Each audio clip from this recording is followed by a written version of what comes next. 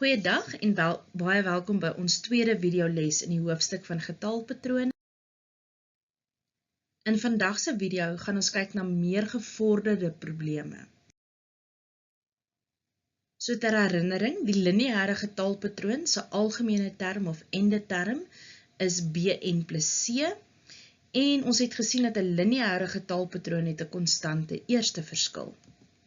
'n kwadratiese getalpatroon se endeterm is an² plus bn plus c en in hierdie geval het ons gesien is daar 'n konstante tweede verskil en ons het ook gesien dat die eerste verskille 'n lineêre getalpatroon vorm. Vandag gaan ons bietjie meer gevorderde probleme ondersoek en daar is 3 tipes waarna ons gaan kyk. Eerstens na 'n geval waar ons 'n onbekende term het wat ons moet uitwerk, dan vir minimum en maksimum terme en laastens vir die verskil tussen 2 spesifieke terme. Wanneer ons onbekende terme wil uitwerk, is die volgende 'n wenk om te onthou.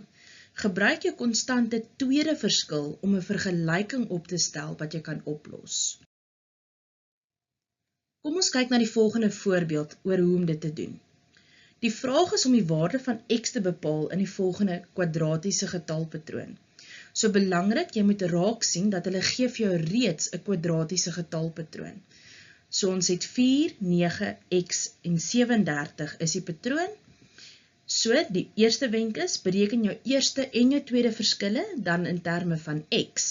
So, eerste verskille gaan jou 9 min 4 wees, dan die x min 9 en dan 37 min x. Vir die tweede verskil is dit dan x minus 9 min 5, 37 minus x minus in hakkies x min 9, oftewel min x plus 9. So dan kry ons die tweede verskille. Nou onthou, vir kwadratiese getalpatroon is ons tweede verskille konstant, so ons moet hierdie twee dan gelyk stel aan mekaar, dis ons vergelyking wat ons dan kan oplos vir x en in hierdie geval is x dus 20. Die tweede tipe waarna ons gaan kyk is die minimum en maksimum terme. Nou grafies kan ons getalpatrone ook voorstel as 'n parabool. So vir 'n minimum gaan jou parabool dan 'n minimum draaipunt hê en vir 'n maksimum die maksimum draaipunt. So onthou uit vorige jare se werk dat jou parabool vir 'n minimum moet jou parabool positief wees en vir 'n maksimum gaan jou parabool 'n negatiewe waarde wees.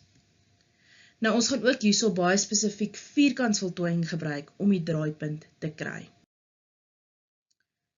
Kom ons bestudeer die volgende voorbeeld. Watter term van die getalpatroon sal die kleinste waarde hê?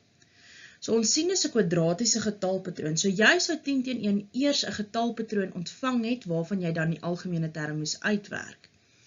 Goed, nou om verder te gaan, moet ons hierdie nou gaan doen deur vierkantsvoltooiing. So onthou nou, vierkantsvoltooiing sê vir jou, jy gaan die eerste 2 terme net so in 'n hakkie sit, dan gaan jy hierdie b-waarde gaan jy halveer en dit kwadreer terselfdertyd. So jy gaan dit plus en jy gaan terselfdertyd dit ook minus, sodat jy nie jou uiteindelike uitdrukking enigsins verander nie. Die eerste 3 terme wat jy hier gekry het, en dis hoekom die plus ene altyd eerste moet wees, vorm dan 'n hakkie kwadraat wat jy nou gefaktoriseer het en daai 42 deel 2 gee ons die 21 en 21 gekwadreer is daai minus 441. Plus dit met die 440 en dit vereenvoudig na minus 1 toe. So in hierdie geval kan ons dan nou sien dat ons koëffisiënt van die n² is 'n positief 1. So positief 1 beteken die parabool gaan 'n minimum waarde hê en dit stem dan ooreen met die feit dat hulle vra wat gaan die kleinste waarde wees. So ons sien dus dat die minimum gaan wees as n gelyk is aan 21, met ander woorde term 21 is die kleinste waarde wat jy moontlik sal kan kry. Vir die laaste geval gaan ons kyk vir die verskil tussen 2 spesifieke terme. Nou hier is die wenk om jou eerste verskil te onthou, dit vorm 'n lineêre getalpatroon. Gebruik dan nou hierdie lineêre getalpatroon se algemene term om die verskil te bepaal. Kom ons kyk na 'n voorbeeld.